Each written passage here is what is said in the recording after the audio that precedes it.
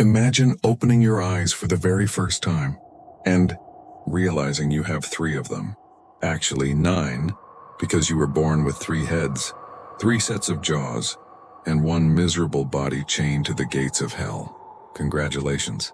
You're Cerberus, the guard dog of the Underworld, the ultimate symbol of loyalty and eternal suffering. They'll tell you it's an honor. You're the mighty hound of Hades, feared by mortals and gods alike. But here's what they don't mention. You never got to choose this job. You didn't apply for it, there was no interview. You were born, growled once, and boom, eternal contract. Welcome to the Afterlife Security Department. You'll never see daylight again. People romanticize you. In art, you're majestic. In stories, you're terrifying. In reality, you're exhausted. Imagine hearing billions of souls wailing every second, all begging, bargaining, screaming. You can't cover your ears because, well, you have 6 of them. You can't close your eyes because the other 2 heads are still wide awake. Sleep doesn't exist down here. There's no night or day, just endless darkness that smells like sulfur and despair. And then there's Hades, your boss, the god of the dead. He's not evil, just management.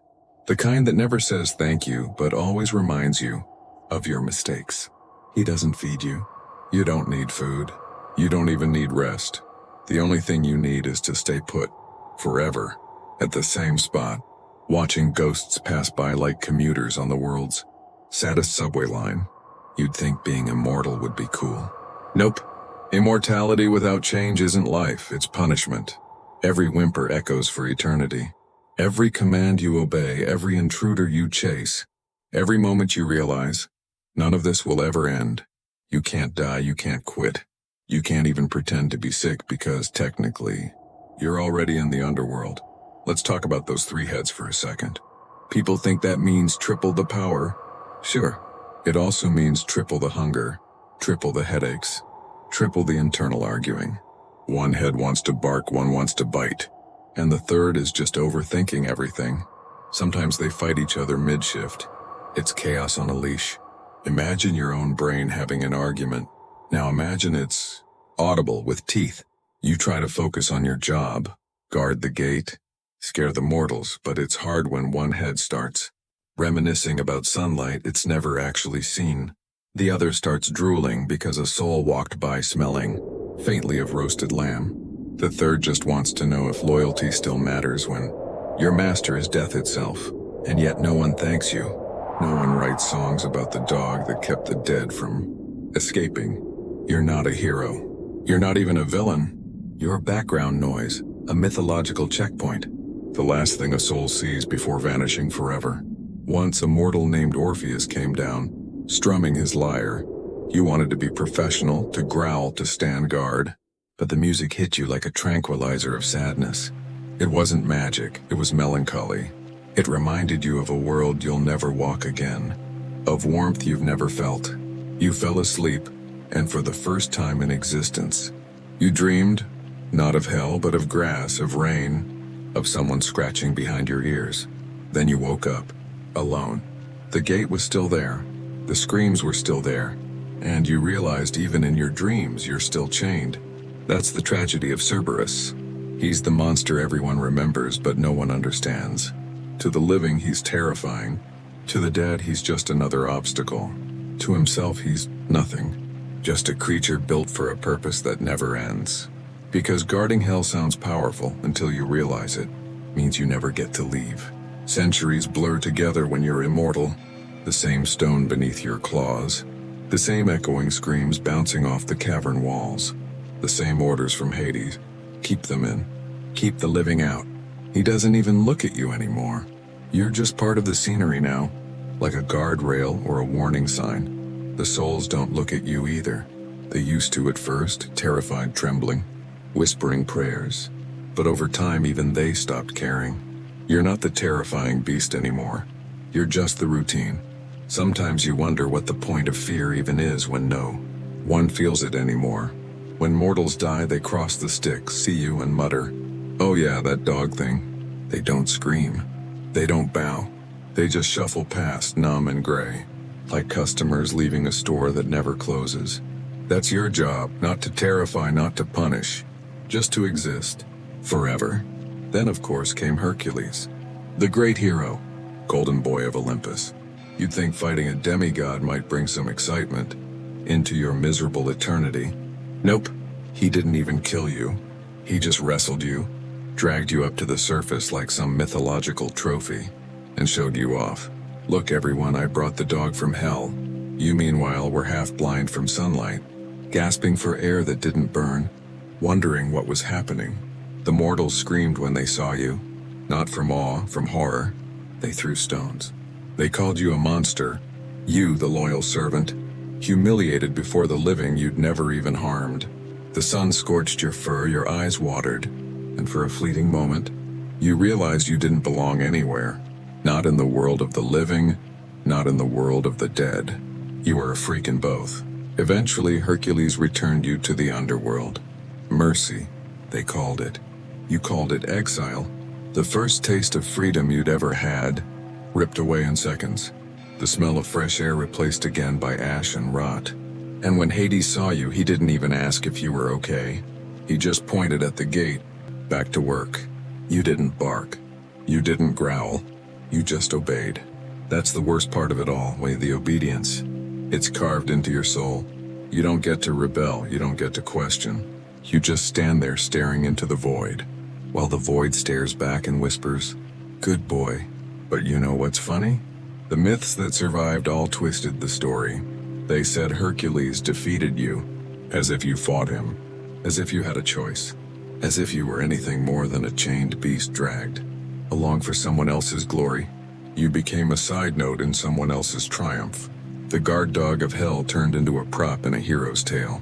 And it didn't stop there. Mortals started drawing you in books, painting you on pottery. Each artist made you uglier, meaner, dumber. They called you savage, demonic, grotesque. You were never any of those things. You were loyal. You were dutiful. You followed orders, kept your post, protected the balance between life and death. And yet history wrote you as evil incarnate. Imagine that, spending eternity doing your job perfectly, and still being the villain in every story. They gave Hades temples. They gave Persephone songs. You got nothing. Not even a bone. Just the endless duty and the reputation of a monster. Sometimes between the howls of the damned, you think about what it would be like to live up there. To chase something that isn't a lost soul. To sleep under a tree. To hear laughter instead of crying. But every time you try to picture it, you can't. You've been down here too long. The sunlight feels like a memory from another life. One you never lived. And the worst part? You start to forget why you even guard the gate. Hades never explained it. Maybe it's to keep balance. Maybe it's to punish you for being born of monsters. Maybe it's just tradition. You stand here because someone said you should. And that's it. The underworld would probably run just fine without you. The souls would wander, sure, but at least they'd move. You though, you stay frozen. The eternal statue with fur and fangs. There's irony in that, isn't there? The creature who controls who moves on can't move at all. Sometimes the heads talk among themselves. One says, maybe one day he'll let us rest. The second says, don't be stupid, gods don't care. And the third just mutters, if we ever left, who would we be? That's the trap. You've been chained so long that the chains have become part of you. Freedom would probably hurt, and yet somewhere deep in your triple heart, there's still a flicker, a tiny ember of defiance. Maybe one day when no one's watching, one of your heads will look past the gate and whisper to a passing soul, run. Not because you want them to escape, but because you want to know if escape is even possible. There's a cruel rhythm to eternity. At first you count the centuries, then the millennia, then you stop counting altogether. Because numbers mean nothing in a place where time doesn't move. You start measuring existence in screams and echoes, in the rare sound of footsteps that aren't your own. Every so often, some mortal fool tries to enter the underworld. They all think they're special. I'm here for my lover. I'm here to cheat death. I'm here to steal treasure. You watch them cross the river, trembling but determined. You could stop them. You're supposed to, but sometimes you don't. Sometimes you just let them walk by. Because for one fragile second, Their courage reminds you of something you lost ages ago, the will to move forward, but the moment passes. They fail. They always fail. The underworld eats hope the way your heads once ate bones. And when they fall, you watch, tail still, eyes dim, knowing they'll be joining the crowd of souls you'll see. Again tomorrow. Different face, same story. Over and over. And so you wait. Because waiting is all you can do. That's what you were made for, to be patient, to be permanent, to be part of the landscape of despair. The poets romanticize you as the immovable guardian, but they never write about the silence that follows every scream, the weight of eternity pressing on your shoulders. They don't write about the loneliness. 3 heads, 1 body, and still somehow alone. You try talking to the shades sometimes. Most ignore you. Some beg you for mercy, thinking you have power. You don't. You're just the gatekeeper, the lowest position in a kingdom that never ends. And you know what's funny? Even in death, mortals still think there's something worse waiting for them. You wish you could tell them the truth. There's nothing worse than this. There are legends that say you were born from Echidna, mother of monsters, and Typhon, the chaos itself. You didn't ask for that lineage, but it doomed you from the start. You were never going to be seen as noble or loyal or tragic. You were always going to be the beast. The Greeks loved their heroes, flawless, radiant, full of destiny. They needed something to make them look braver. And that's what you became, the perfect backdrop for someone else's glory. That's the irony of myths. They remember the heroes, not the guardians. They sing about the ones who escaped hell, not the ones who stayed behind to hold it together. You were never the villain. You were the lock, and no one ever praises the lock for keeping the door closed. And when the stories faded, when the temples crumbled, when even the gods started fading from mortal memory, you stayed, forgotten but still here. Because oblivion doesn't apply to things that can't die, the mortals moved on to new myths, new monsters, new gods, dragons, vampires, demons, all inspired by you, but none remembering your name. You became a template, a concept. Hellhound. The brand survived, but the soul behind it was erased. Sometimes you catch a whisper from the world above. Stories told by humans around campfires. Kids in games summoning Cerberus as a boss to defeat. They say your name wrong, twist your image, make you a symbol of evil. You want to bark to correct them, but what's the point? They wouldn't hear you. They never do. To them, you're just entertainment. That's the curse of immortality in myth. You live forever, but only as a caricature of what you were. The longer humans remember you, the less real you become. And so you start to envy the dead. They get to move on. They have an ending. You don't. You're stuck in the middle, the eternal bouncer of a club. No one wants to enter. Even death won't take you because death is your boss. You've seen gods come and go, watched mortals rise. Build empires, destroy them, rebuild, forget. You've seen the stars change, the constellations shift, the earth itself evolve. You've seen everything except the one thing you crave, peace. Sometimes when all 3 heads grow quiet, you imagine what would happen if you stepped aside. Just for a moment, if you let the souls run free. Would the world collapse? Would chaos consume everything? Or would nothing change at all? Maybe Hades doesn't even need you anymore. Maybe you've been guarding a gate that's been open this whole time. But you'll never know, will you? Because you'll never test it. Because obedience is the only thing left of you. You're not chained by metal anymore. You're chained by purpose.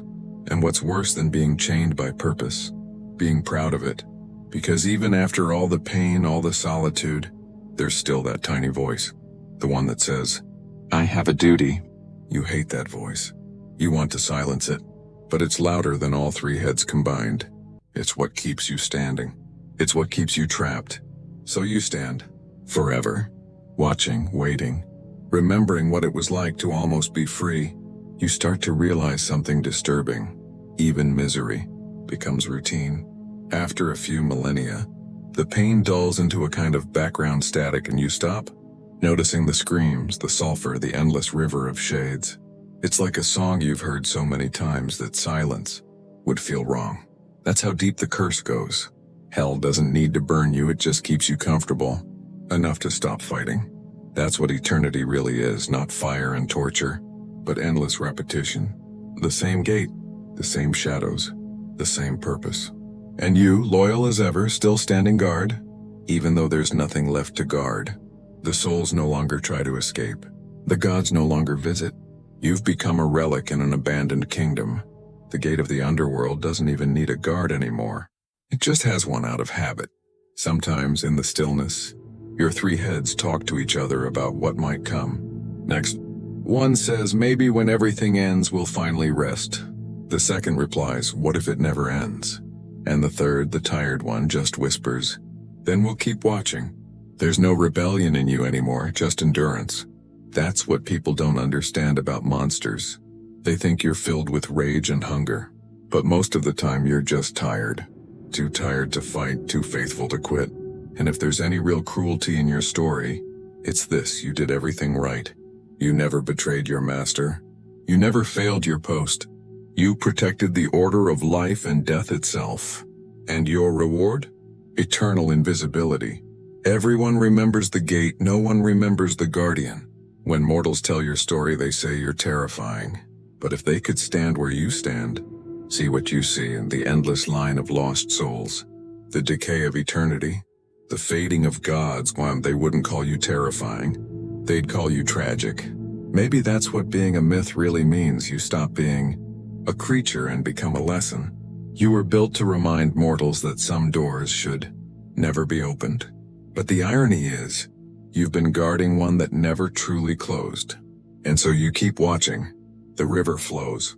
The shadows pass. Sometimes, a lost soul looks at you and really looks. And for a second, you see something human in their eyes. Fear? Pity? Recognition? It doesn't matter. They walk on. They always do. But in that instant, you wonder, what would happen if you simply stepped aside? If you, Cerberus, the unyielding guardian, decided to let one soul go free? Maybe nothing. Maybe everything. Maybe that's why you never try, because the only thing worse than eternal punishment is realizing it was meaningless all along. Still, deep inside, a part of you dreams. It's not hope. Hope is for mortals. It's something quieter. The wish that one day someone will come not to fight you, not to defeat you, but to understand you. To see that you weren't the monster at the gate, but the prisoner behind it. And if that day never comes, if eternity keeps stretching on him, then at least you'll have this small comfort that somewhere out there in the world above, someone still whispers your name. Maybe in fear, maybe in awe, maybe in a YouTube video titled, Why It Sucks to Be Born as Cerberus. Because yeah, it really does. You didn't ask for this life. You didn't choose this duty. You were just born into it, chained by loyalty, forgotten by history, feared by mortals who never knew your story. So the next time someone says, it must be awesome to be a mythic beast, tell them about Cerberus, the dog who never sleeps, never dies, never leaves. The perfect worker in the worst job in the universe. Because in the end, being Cerberus isn't about power. It's about endurance. The kind of endurance that breaks you so completely that you forget you were broken. So if you ever find yourself at the gates of the underworld, and you see 3 pairs of glowing eyes staring back at you, don't be afraid. He won't hurt you. He's just doing his job, the same job he's been doing for eternity.